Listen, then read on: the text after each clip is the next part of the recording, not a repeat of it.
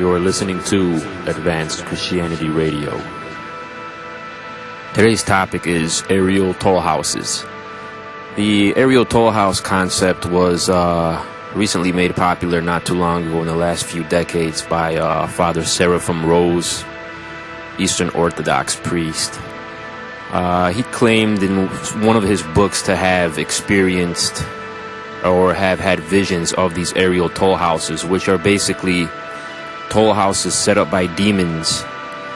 When the soul dies, it has to pass the air realm, the space in between heaven, the space between earth and heaven is where the soul has to pass. And in that realm, there's demons that have these toll houses set up to test the soul and try to convince it of sin and drag it to hell. Now, of course, Western Christianity completely disregards the whole idea of aerial toll house. They look at it as complete nonsense. We'll get to Western Christianity in a whole nother post here. This is something ascribed to a certain percentage of Eastern Orthodoxy in the Eastern Orthodox Church, Eastern Christianity. Those who claim aerial toll houses were actually priests, mystics, and monks who claim to have either seen it in visions, have experienced it out of the body, or God showed it to them. Whereas those who claim it's all nonsense have no experience of it whatsoever, and they say because it's not in the Bible that it does not exist, is one of the accusations that has been made to me. Now, I've always been completely open to the concept of aerial toll house as being a possibility. I won't leave it out simply because the people who have talked about it and who have said that they do exist are highly respected in both Eastern and Western Christianity. People like Saint Anthony the Great, Saint Basil the New, Saint Theodora, Abba Isaiah. It's also in the Philokalia, which is the second most respected book next to the Bible in Eastern Orthodoxy, Eastern Christianity.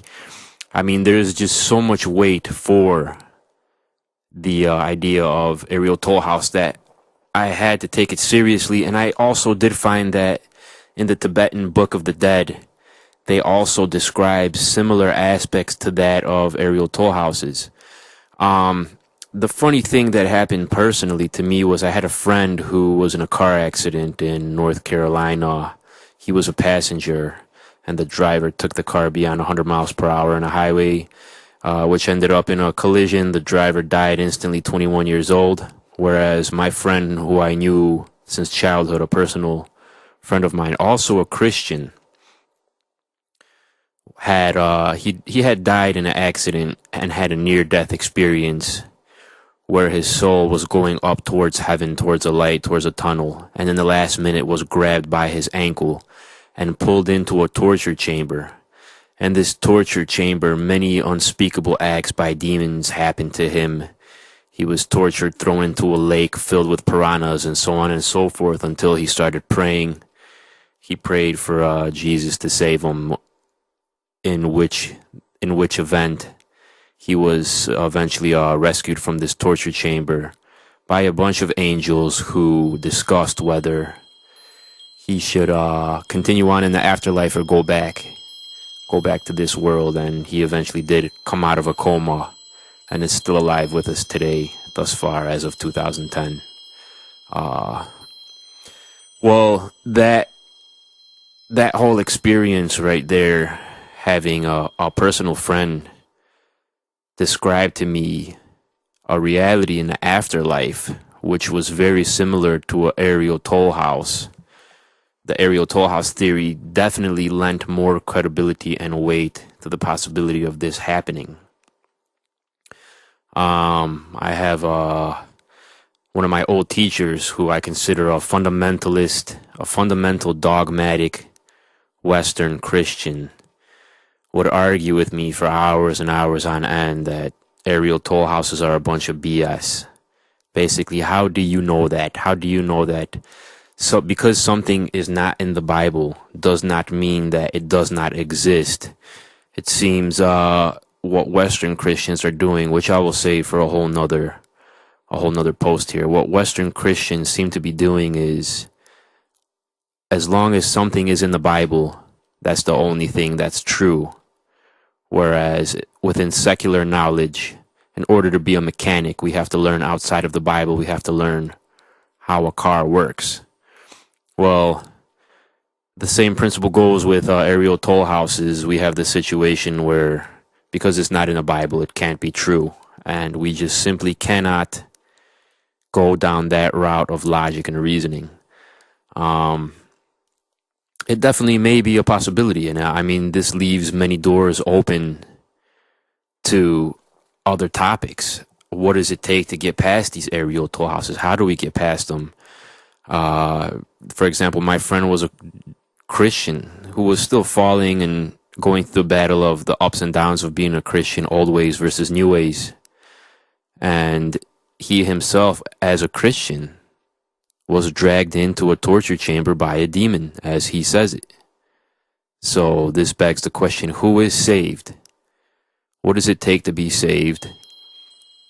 What does it take to be a Christian? Can we define who is and who isn't a Christian? Can we even make that definition? Is that our call?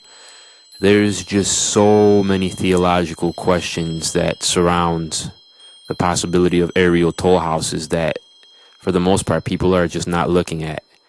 We have this idea that as long as you have accepted Jesus as your Savior, like my friend who personally was in the car accident and experienced some kind of demonic torture chamber. Well, like him, we have in Western Christianity this idea that as long as we accept Jesus, we are saved. But my friend who accepted Jesus and supposedly was saved was in a torture chamber. That begs the question, what does saved mean? What does that mean? How can we be sure we are saved? I mean, it brings up numerical, philosophical, spiritual, theological questions just based on the possibility of these aerial toll houses, the same aerial toll houses that mystics, saints, theologians, hermits, and certain respected individuals within the church had said that God has shown them to be real, that they had seen through prayer from God out of their body in visions and also in near-death experiences. People have seen torture chambers in near-death experiences. So we cannot completely discredit the idea of the aerial toll house. It really well may be a reality that would require us to look into and reconsider what it means to be saved, what it means to be a Christian, what it means to have a safe passage to heaven. Can we experience heaven while we are still on earth? What does it mean to be a Christian? That's definitely something to ask. However, the main point of this post was the aerial toll house. It can definitely be a possibility, as we see. If you have some way to trump this possibility, please do post it. Please do discuss it. I am completely open to debating the aerial toll house possibility.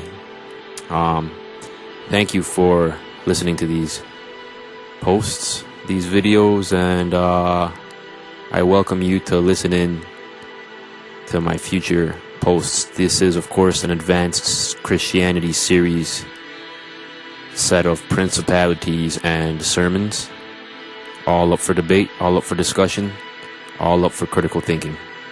I thank you again for stopping by.